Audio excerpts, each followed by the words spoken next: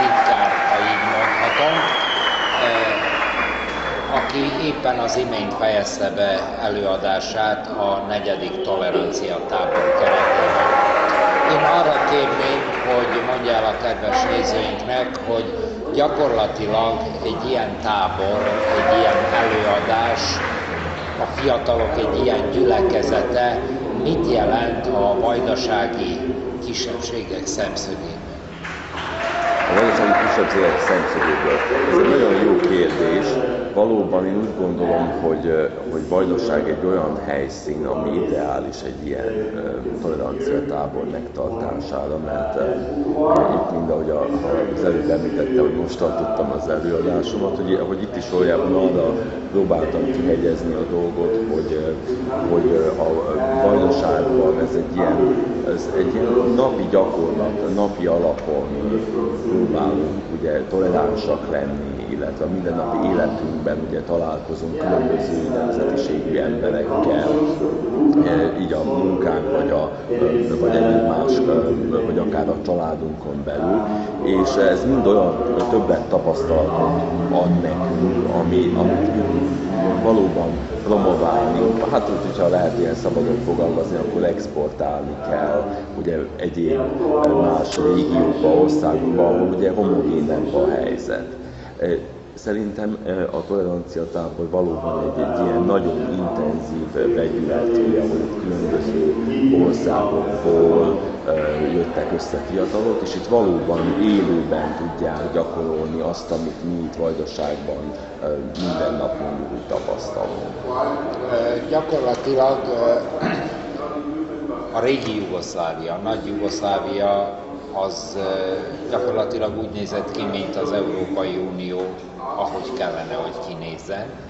Ugyanis volt 6 országunk, 2 tartománnyal, volt közös pénzünk, közös közigazgatásunk, közös rendőrség, közös hadseregünk is. Végtére mi itt Vajdaságban gyakorlatilag megtanultunk toleránsnak lenni az évszázadok folyamán, és az évtizedek folyamán is. Mennyire tudjuk, ahogy ön mondta, exportálni a tudásunkat? Mennyire vevő Európa a mi tudásunk? Én gondolom, hogy épp ebben a toleranciatábor ugye így már ugye bizonyítja, hogy valóban van rá ez a kapós ez a dolog, és van rá ugye érdeklődés, így mondjuk, hogy hát már akkor nem lenne 4 ízben megszervezve ez a tábor, hogyha ez valóban nem lenne vonzó más országok, más emberek számára is, úgyhogy szerintem ez mindenképpen úgy felelni, hogy igen, hogy valóban van érdeklődés ezután.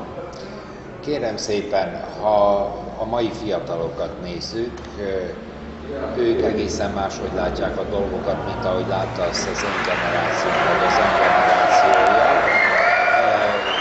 Hogy értékeli ön? Lehet-e velük elérni valami többet, mint ami nekünk sikerült? Szerintem mindenképpen ez valójában egy olyan dolog, ami hát ugye valójában az idősebb generációkon is múlik, hogy mit adnak át ezeknek a mai fiataloknak. Úgyhogy én úgy gondolom, hogy mint ahogy ön is mondta, hogy ezt az előző generációk ezt gyakorolták, illetve ugye élték ezt az életmódot, akkor valójában itt ugye föltevődik a kérdés, hogy ezt akkor miért nem adták át a saját gyerekeiknek. Úgyhogy ez valóban ez egy olyan dolog, amit számos esetben ugye, otthonról hozunk, hogy így mondjam, és itt utána ugye a kormány, meg egyéb más közintézmények, a közszféra az akkor bekapcsolódik ennek esetleg a korrigálásába, vagy elősegítésébe, hogy valóban az, amilyen alapok, ugye, hogyha megvannak bizonyos családi otthonról hozott alapok, hogy azok utána ugye fejlődjenek, illetve hogy ugye bokrosodjon, akkor úgy mondja.